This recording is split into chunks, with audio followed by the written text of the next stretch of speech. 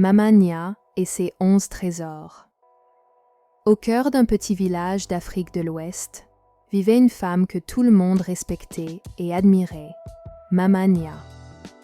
Elle était veuve depuis ses 30 ans et avait élevé seule ses 11 enfants, chacun différent comme les couleurs d'un arc-en-ciel. Pourtant, elle les avait aimés de la même intensité, comprenant que chaque enfant avait sa propre lumière à offrir au monde. Elle disait souvent « Un arbre ne porte pas que des mangues, il porte aussi des feuilles, des fleurs et des racines. Et pourtant, tout cela fait sa force. » Ainsi, elle avait appris à parler à chacun de ses enfants dans la langue de leur cœur, l'enfant du vent et l'enfant de la terre. Tano, l'aîné, était comme le vent. Il ne pouvait rester en place et rêver d'aventure. Toujours à courir pieds nus, il grimpait aux arbres et disparaissait parfois des journées entières pour explorer la brousse. Au lieu de le retenir, Mamania lui apprit à lire les étoiles et à écouter le chant des oiseaux. Si ton cœur est le vent, alors que ton esprit soit le ciel pour le guider. À l'opposé, sa sœur Abénie était une enfant de la terre. Elle aimait la stabilité, planter des graines et regarder pousser les choses. Elle connaissait chaque plante du village et savait soigner les blessures avec des herbes. Mamania l'encouragea à développer son talent et à devenir guérisseuse. La patience est ta force, ma fille, et dans tes mains, la nature danse. Le silencieux et le conteur Kojo, leur frère, était un garçon discret qui parlait peu mais écoutait beaucoup.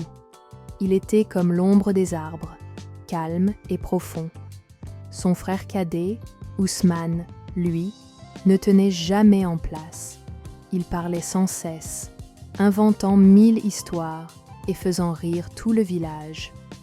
Plutôt que de corriger Ousmane pour son bavardage, Mamania lui donna un tambour. Si tes mots doivent être entendus, qu'ils le soient avec un rythme qui touche les cœurs. Et à Kojo, elle donna un carnet. Si tu préfères écouter, écris ce que tu entends, car le silence a aussi une voix. Ousmane devint griot et Kojo un écrivain respecté. Et ensemble, ils firent voyager les histoires de leur village bien au-delà des frontières. L'artiste et le pragmatique Zola, leur sœur, était une rêveuse. Elle peignait avec du charbon sur les murs du village et voyait le monde en couleurs. Mais son frère jumeau, Malik, ne comprenait pas son monde. Lui ne jurait que par la logique et les chiffres. Un jour, Zola était triste. « Maman, Malik dit que mes dessins ne servent à rien. » Mamania sourit et demanda à Malik « Mon fils, peux-tu compter combien de sentiments une peinture peut provoquer ?» Malik réfléchit et comprit qu'il y a des choses qu'on ne peut pas mesurer. Zola devint une artiste célèbre et Malik un ingénieur. Mais ce fut grâce aux dessins de sa sœur qu'il construisit de magnifiques maisons inspirées des motifs traditionnels africains. Le guerrier et le pacificateur Adama étaient forts, braves et voulaient défendre les faibles. Son frère Issa, lui, détestait la violence et prêchait la paix. Les disputes entre eux étaient fréquentes. Mamania leur expliqua « Un lion protège sa famille, mais c'est le vent qui apaise la savane après la tempête. » Avec le temps, Adama devint un chef respecté, protégeant les siens, tandis qu'Issa devint un sage, apportant la paix par ses mots. Les derniers nés, le musicien et la danseuse, les jumeaux, Fatou et Salif, étaient inséparables. Fatou dansait comme le feu, et Salif jouait du balafon comme si la musique coulait dans ses veines. « Quand tes pieds dansent, ma fille, ils racontent une histoire. Et toi, mon fils, fais en sorte que chaque note fasse danser les cœurs. » Ils grandirent et, ensemble, firent vibrer leur peuple avec leur art. L'amour d'une mère, la force d'une famille.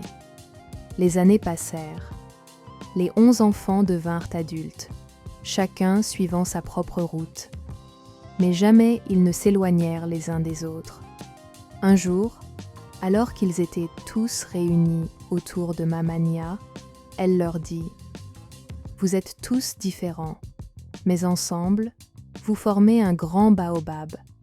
Ses branches vont dans toutes les directions, mais ses racines sont unies. » Mamania quitta ce monde paisiblement, entourée de ses enfants, qui avaient compris la plus grande leçon de leur mère. Accepter les différences et en faire une force. Ainsi, malgré leur parcours unique, les 11 frères et sœurs restèrent inséparables, honorant à jamais la sagesse de leur mère bien-aimée. Une belle leçon de vie, n'est-ce pas ?